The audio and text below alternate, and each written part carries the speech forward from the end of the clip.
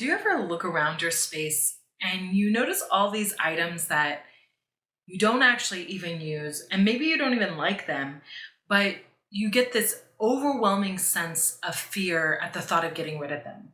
Because there's a part of you that thinks, well, sure, I don't want it or need it today, but maybe I'll need it one day. And you get this overwhelming fear of regret. And so it stops you from decluttering when you know that you really should declutter because it's adding stress to your life. You know that the clutter is adding stress to your life, but then you just can't get over this fear that maybe you'll regret getting rid of it in the future, or maybe you feel guilty that you're being wasteful by getting rid of something that's a perfectly good item or something you could even repair. And if you relate to any of these reasons for why decluttering is sometimes hard for you, I want you to know that there is a simple question you can ask yourself to compassionately clear through this emotional baggage around decluttering so that you can finally effectively cope with that fear of future regret and declutter your space as you need.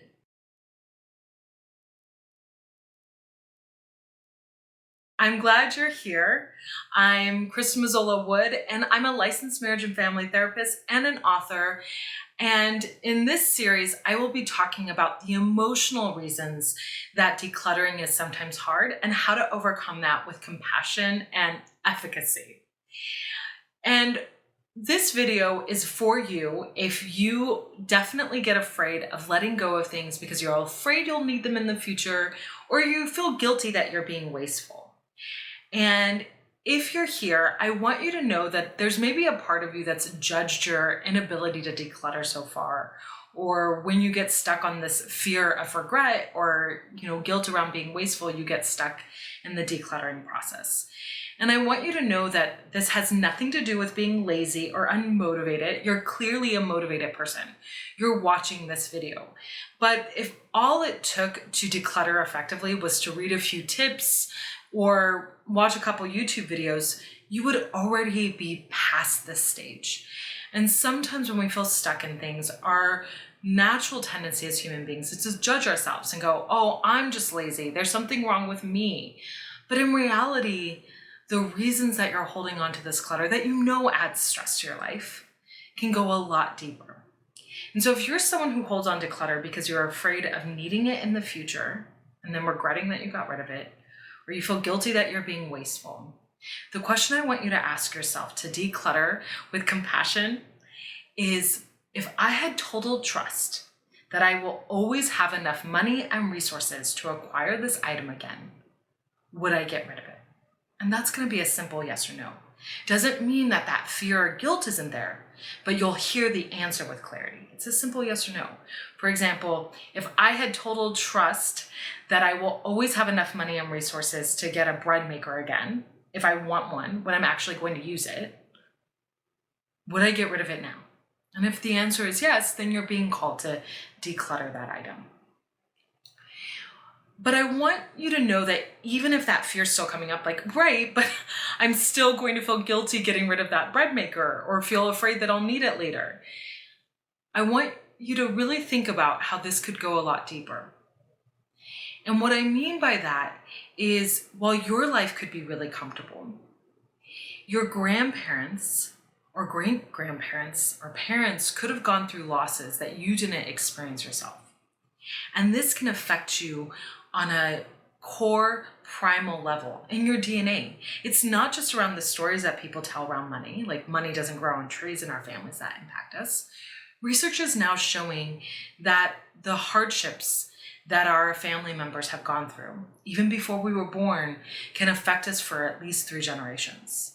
So for me personally, I really have struggled with this fear of future regret and guilt around being wasteful when it comes to decluttering. And my grandmother grew up during the Depression, and my family has lived in poverty for many generations, and I was born into that myself. And so I still get this fear of, oh my gosh, if I let go of this, will I need it in the future? And will I be able to, replace it? Because that scarcity mindset comes from my family's history. So maybe your life has been completely comfortable, but is there a history of loss in your family around money or resources? And that could look like maybe your grandparents were comfortable and then they experienced their business had to close down and then they really struggled for a while financially. Maybe they bounced back better than ever. But that fear of scarcity, of not having enough, is going to impact you not in this only in the stories you hear in your family, but also on a DNA level. And so that trauma that's living in your DNA or in your family can't just be something you talk yourself out of, because trauma and logic don't live in the same place. What I mean by that is trauma lives in this primal part of our brain that's all about survival. That fight or flight reflex lives in this like primal, original part of our brain.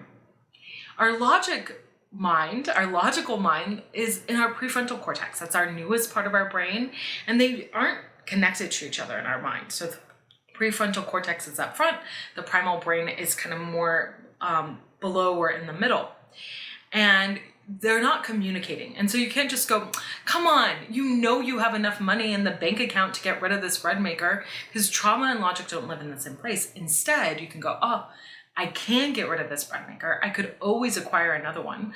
I actually got one at Savers once for $8. So you could probably get one again yourself, that simply.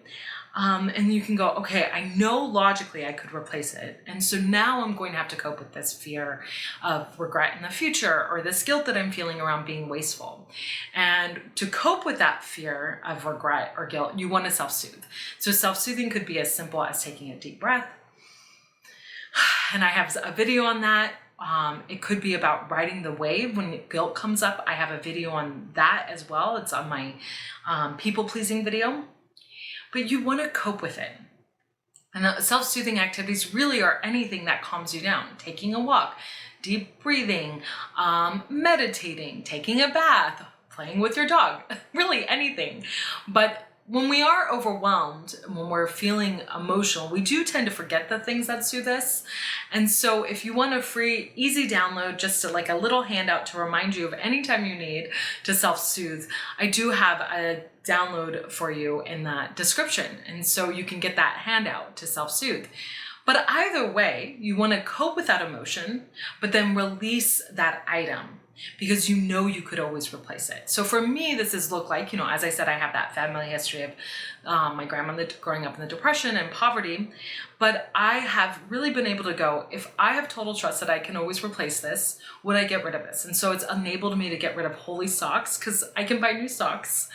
It's enabled me to get rid of stained shirts, because even though they clothe my body, I don't feel presentable in them. And even broken appliances, like I had a hairdryer that only worked 20% of the time, but I felt so guilty that I was being wasteful by getting rid of it. But that kind of leads to the second part of this video series, which is going to be about breaking that cycle when it comes to treating your home like a storage unit. Just as a little teaser.